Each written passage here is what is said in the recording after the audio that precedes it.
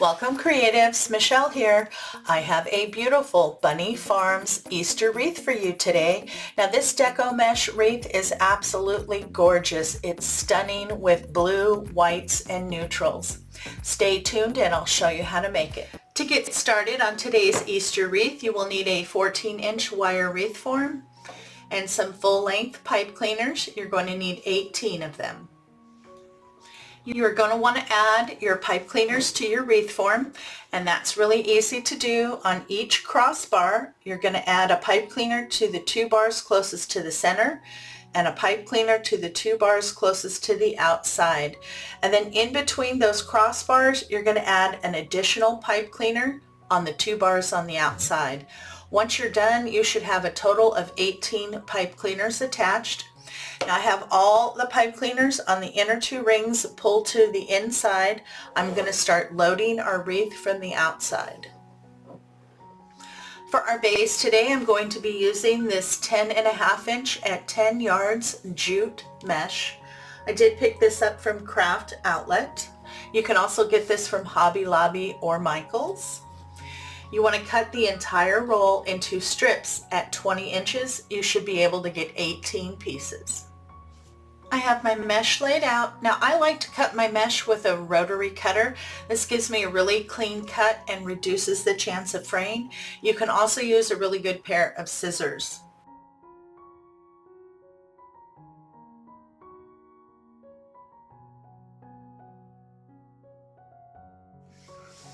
I have my mesh cut, so now we're going to prep the ribbon. I've chosen these 3 ribbons to go on our wreath today.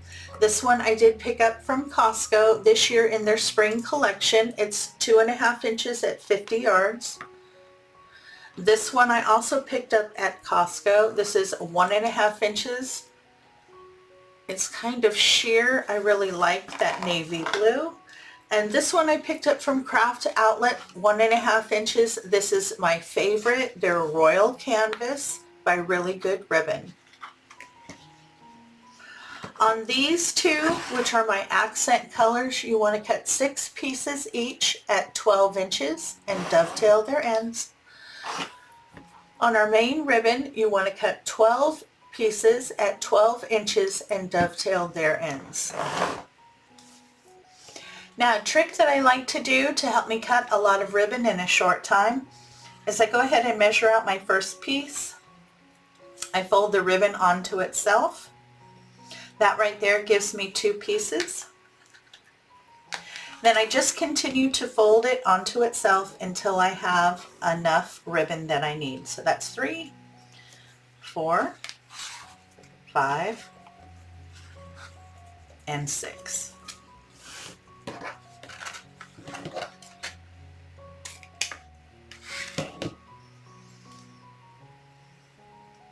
Find the center.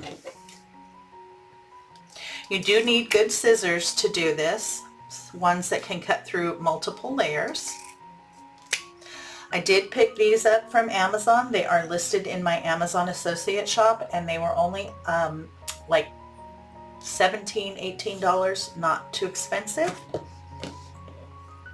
And then to dovetail, you take wired edge and fold it to wired edge.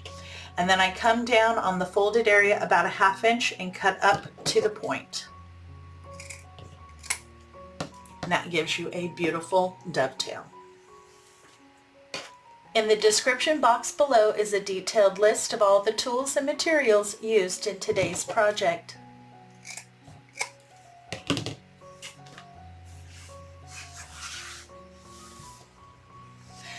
Okay, all my ribbon and my mesh is ready. We can start to load.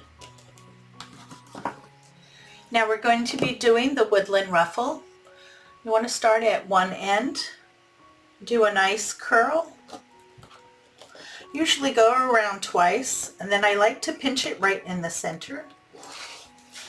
Go to the other side, do the same thing.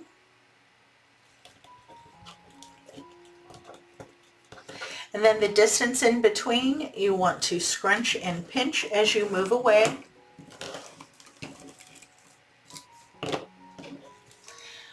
Then you have 2 curls and a ruffle in the middle.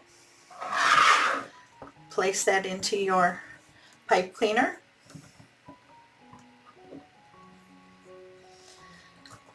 Get that nice and snug and give a couple twists.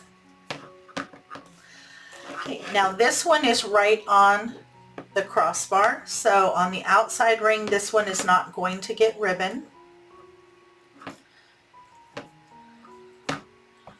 So give a couple extra twists, trim and tuck your pipe cleaners. Now this next one on the outside is in between the two crossbars. This one will get ribbon.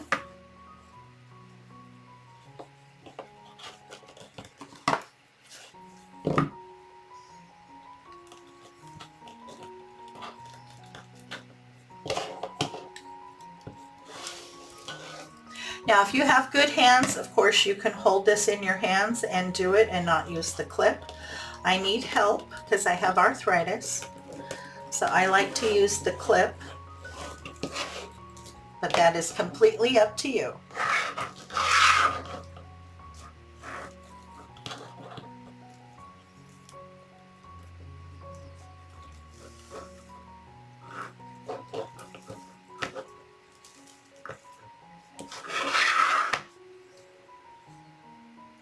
Now with my ribbon bundles, I'm always going to have the pattern, and then I'm going to alternate between the accent ribbon, whether it's white or blue.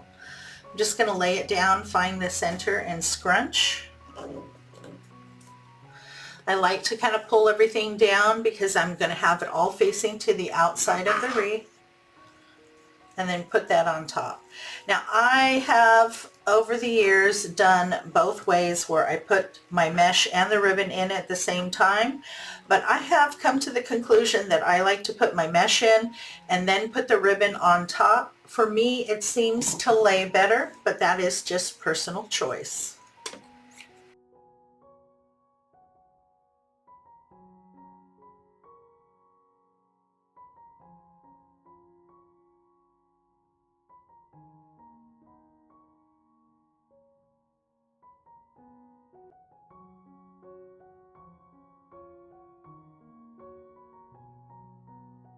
Enjoying today's content? Please show your support by hitting the like button, leaving a comment, and sharing the video with your friends.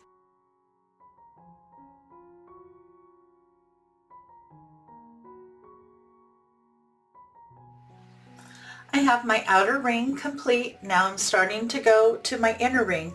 Now every pipe cleaner on the inner ring will get ribbon, and you apply it the same way. I'm not worried about adjusting my ribbon yet. I'm going to wait until I get all of my bundles and ribbon into my wreath, and then I will go around and do my adjusting. I have all of my bundles in. I went through and kind of fluffed out my ribbon. I lifted everything up and kind of separated them so that you could see all the different colors. Now let's prep our focal point. Now this is the sign we're going to be using on our wreath today. I did pick it up from Dollar Tree this year. I love the blue print. And to get this ready to go onto our wreath frame, I'm going to remove the jute cord. It came to hang it. I'm going to replace it here with a pipe cleaner. So I want to pull that to the back. Give a good twist. Now, if you don't like that you can see a little bit of that pipe cleaner, you can always use floral wire instead. And then I'm also going to put a pipe cleaner on either side down here at the bottom to make sure that my sign is nice and secure. And to do that, I'm going to be using these. They are called cable tie mounts. I like these guys. Now they do come with a stickum. If your sign is MDF like this, I usually don't have any problems. If you're using a metal sign, you're going to want to use industrial strength glue like Fix-All or E6000 on the back of this to get it to stay. So if you're going to be selling this or you're going to be gifting it and you don't know quite where it's going to go, you're going to want to use the E6000 to be sure that they don't release. I live in California. The weather here, by the time spring comes, is very warm. It's usually very dry, so I don't have any issues of these coming off. And what I like about them is you can feed in your pipe cleaner, jute cord, floral wire, whatever you're going to use. You can put it this way or you can put it this way. I like to give a little twist to make sure it doesn't slide around.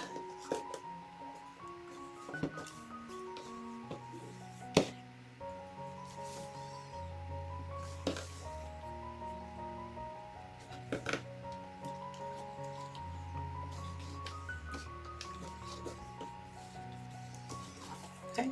If you do use E6000, you're going to want to do that the night before.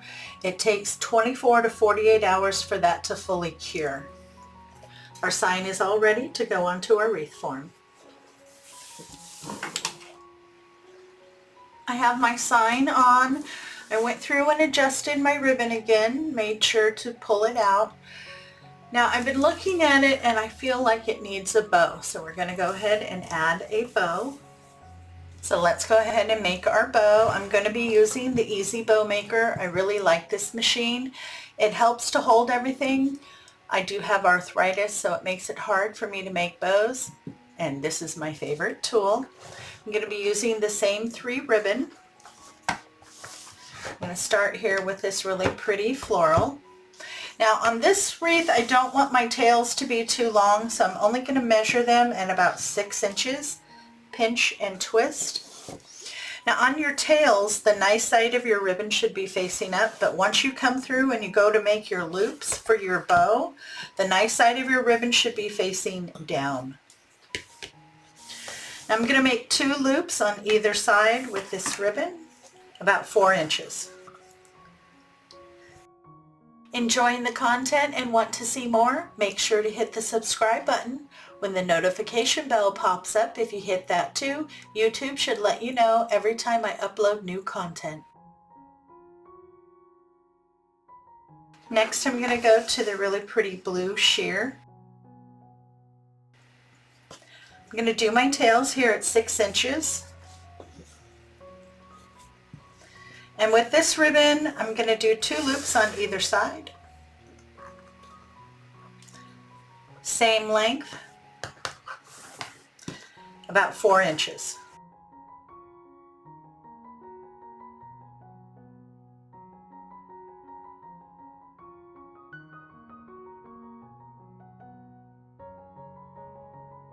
And now this pretty white ribbon, again, measure my tail at 6 inches, pinch and twist.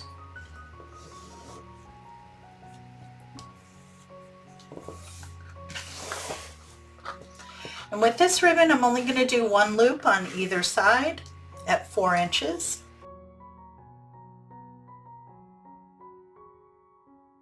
Okay, now I want to do 1 more loop. This is going to be my center loop.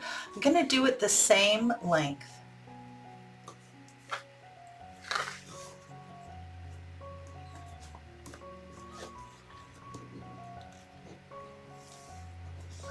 To get back to the correct side for my tail, I'm going to go through the large and the small dowel rod here in the front.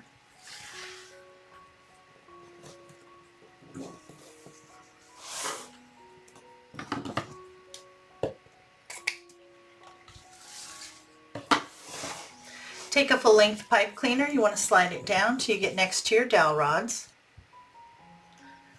I always like to push everything down so it's nice and snug.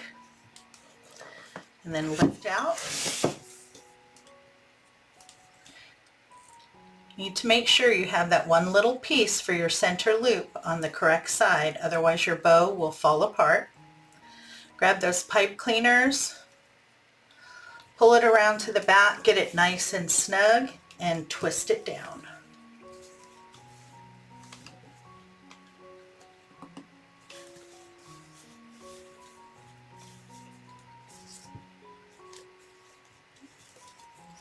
You can see I have that 1 little piece that helps to support that center loop.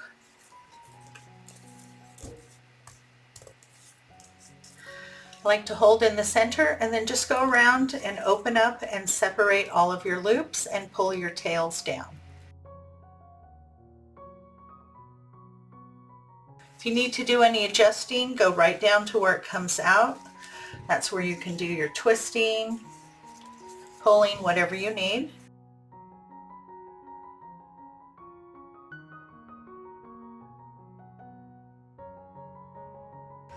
Okay, so looks like I'm going to keep my tails on my white and my blue short and just mixed in with the bow here, and I'm just going to pull down my florals.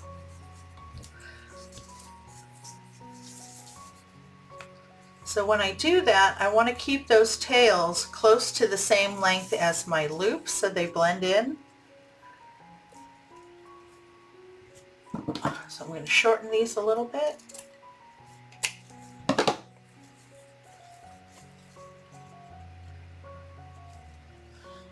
So this is approximately what your bow should look like. I'll do my final adjusting once I get it onto the wreath.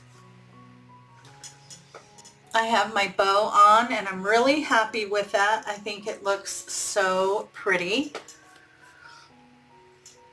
Very, very pretty.